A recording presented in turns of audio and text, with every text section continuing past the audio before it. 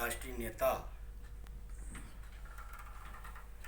राष्ट्रीय मंत्री अल्पसंख्यक मोर्चे के सफात हुसैन साहब आए। एक समय था इस कार्यक्रम को करते करते अकेले शुरू किया था। आज कई ज़िलों में ये कार्यक्रम हो रहा है। हालांकि केक की प्रक्रिया हमारी परंपरा में नहीं है, लेकिन इससे एक संदेश देना चाहते हैं कि ईद का मतलब होता है मुसलमानों की खुशी का दिन, जो मुसलमान नहीं समझ पाया। अजहा का मतलब होता है चास्त।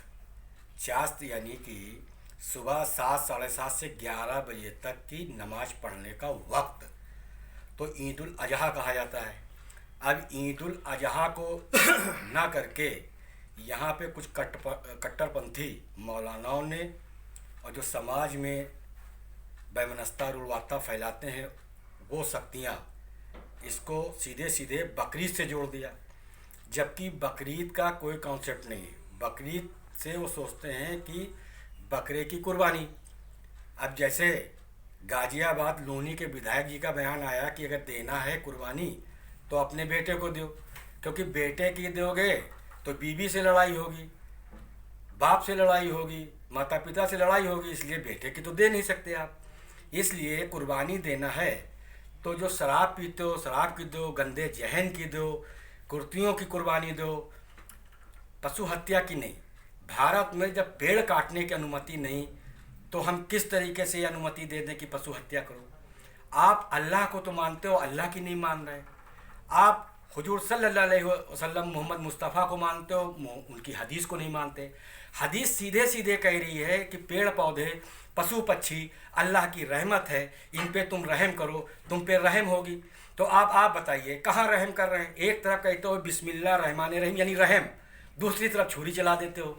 तो ऐसा नहीं, ये गलत दोहरा चरित्र नहीं चलेगा साहब। इसलिए कुर्बानी किसी भी सूरत में किसी भी कीमत पे पशु हत्या की जायज़ नहीं है।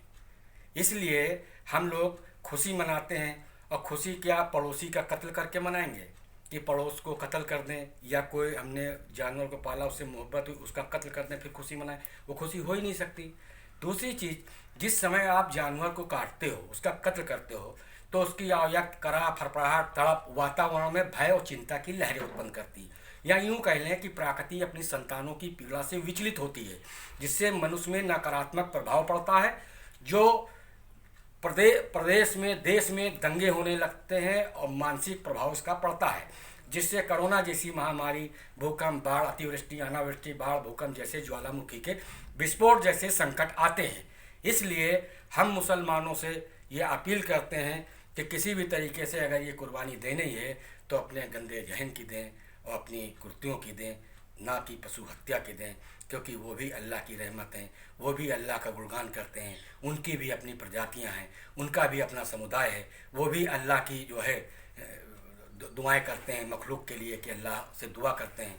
इसलिए किसी भी कीमत पे बकरीद से अगर आप जोड़ोगे तो कुर्बानी हराम है, कुर्बानी जायज़ नहीं है यदि बकरीद से जोड़ते हैं।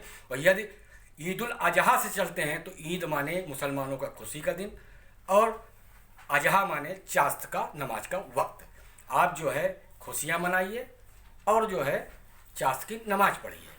और ईद उल फित्र की जो बात आती है, जैसे ईद की जब होता है तो ईद उल फित्र माने ज़कात देना, फितरा निकालना, वो उसका मामला है। जो 30 दिन आदमी व्रत रखता है, रोज़ा रखता है, उससे जो है खुशियाँ मनाता है और फिर उसके बाद जो है खराज ज़कात निकालता है, अपना हो जाता है, वो भी होता है। इस तरीके से जो है भारत में कुर्तियाँ फैलाई गई, जो ये अच्छी चीज़ नहीं है।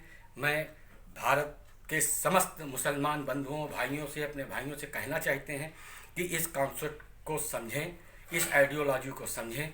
आज पूरे देश में कहीं बाढ़ आ रही, कहीं कोरोना जैसी महामारी आ रही है, उसके शरीर से, उसका शरीर जब जिस समय कत्ल करते हो तो उसका वाइब्रेशन जब शरीर होता है उससे निगेटिव वेव्स निकलते हैं, उसका चीत्कार सुनिए, ये सब होते हैं जो निगेटिव वेव्स। ये अच्छी चीज़ नहीं है।